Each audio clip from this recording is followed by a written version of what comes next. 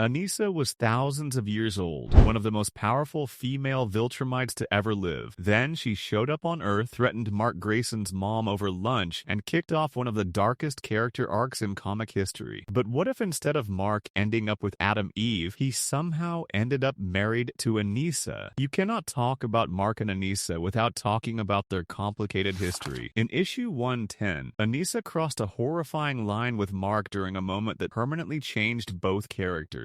The result was a son named Marcus, or Marky. So any scenario where Mark willingly marries Anissa needs a different version of events. Either that moment never happens and their relationship develops differently, or we are looking at a deeply broken situation where Mark accepts something no one should ever have to accept. For this what if, let's explore the version where Anissa never crosses that line. After the Viltrumite War, surviving Viltrumites come to Earth and are ordered to blend in with humans and rebuild their population. Anissa hates this. She calls humans creatures. She thinks they are beneath her. But what if she actually tried to court Mark? She already showed interest before issue 110. She kissed him in issue 107. There was attraction on her side, even if Mark wanted nothing to do with it. Imagine Anissa watching Nolan fall in love with Debbie and deciding to try the human way. She starts helping Mark fight threats. She starts learning human emotions the way she eventually did with Scott Murphy. For Mark to actually fall for Anissa, something also has to go wrong with Eve. The comics give plenty of material for that. Mark and Eve's relationship was rocky. Mark disappeared into another dimension for months. When he came back, Eve was pregnant again and broke up with him. Their relationship was filled with trauma, separation, and constant near-death experiences. So imagine a timeline where they simply do not work out. Maybe Eve moves on. Maybe she decides she cannot handle superhero life anymore. And during that vulnerable period, Anissa is there, slowly changing, slowly understanding humanity. Viltrumite culture makes this even more interesting. Viltrumites are raised to see relationships as strategic pairings or temporary distractions. Love is seen as weakness. Nolan was the exception, and even he denied loving Debbie for years. So Anissa falling for Mark creates a massive internal conflict. But let's say Mark and Anissa actually get together. What happens then? The power dynamic is insane. Anissa is stronger than Mark for most of the comics. She is a full-blooded Viltrumite with thousands of years of experience. Mark only gained powers as a teenager. Early on, she completely overpowered him. So now you have a marriage where one partner holds overwhelming power over the other. Mark at least has Viltrumite blood, creating some balance, but Anissa still holds the edge. Then there is Nolan. His feelings would be complicated. In the comics, when Eve suggests something happen between Mark and Anissa, Nolan grabs Anissa by the throat. He protects his son. But Nolan also understands Viltrumite missions better than anyone. He was sent to Earth for that exact purpose. So he might logically understand why Mark and Anissa together benefits the Viltrumite future while emotionally hating every second of it. Debbie would react even worse. She watched Viltrumite culture destroy her marriage. Now her son is embracing that same culture. Mark marrying Anissa also creates terrifying possibilities for future children. Marky was already incredibly powerful because he was 3/4 Viltrumite. A child born from Mark and Anissa in a stable family could become one of the strongest Viltrumites ever. That child would carry Anissa's pure Viltrumite genetics combined with Mark's connection to Emperor Argol, Viltrumite royalty with overwhelming power. Thrag would immediately see this as a threat. He might attack even sooner. Now let's talk about the final war. By the end of the comics, Anissa changed. She married Scott Murphy, had a daughter named Molly, and helped raise Marky. She admitted that before meeting Scott she was lost. Traveling space alone had left her empty. Scott changed her. When the final battle came, Anissa fought for Earth because she cared about it. She died protecting Adam Eve. Her final message was telling Mark she was sorry. But in this timeline, Mark and Anissa are already together. That changes everything. Anissa is no longer fighting beside someone she hurt. She is protecting her husband, her children, her home. Mark also gains a Viltrumite partner capable of standing against Thrag's forces. Mark and Eve were a great team, but Eve lacked Viltrumite durability. Anissa does not. She is a full-blooded Viltrumite warrior with thousands of years of experience. Mark and Anissa together would be terrifying. Two Viltrumites fighting together, covering weaknesses, combining centuries of battle knowledge. Thrag remains stronger, but the gap becomes much smaller. However, this is where everything changes. Eve's powers saved Mark repeatedly. When Thrag nearly destroyed him, Eve saved him. him. Her abilities gave Mark and his family their future. That is how Mark and Eve lived together for centuries. Anissa cannot do that. She is powerful. She is durable. But she cannot rewrite reality. She cannot bring people back. So if Mark gets destroyed fighting Thrag, who saves him? Nobody. Mark might die. And even if he survives, Viltrumites are not immortal. Eventually, time wins. Without Eve's abilities, Mark and Anissa never get the same ending. And Tara Grayson never exists. Mark and Eve's daughter. The future hero. Proof that Viltrumite power and human compassion could create something better. Losing Tara changes everything. That is why this scenario becomes tragic. Mark and Eve answered Nolan's question from the beginning. What will you have after 500 years? At the end, Mark's answer was simple. Everything. With Anissa, Mark could have power, stronger children, a fierce warrior beside him, but he would not have everything. He would have a version of the Viltrumite life Nolan tried to escape, because the entire point of Invincible was that Mark Grayson could choose something better. Love over power, compassion over conquest, humanity over empire. Marrying Anissa might have made Mark a great Viltrumite. Marrying Eve made him a great person, and that changed everything.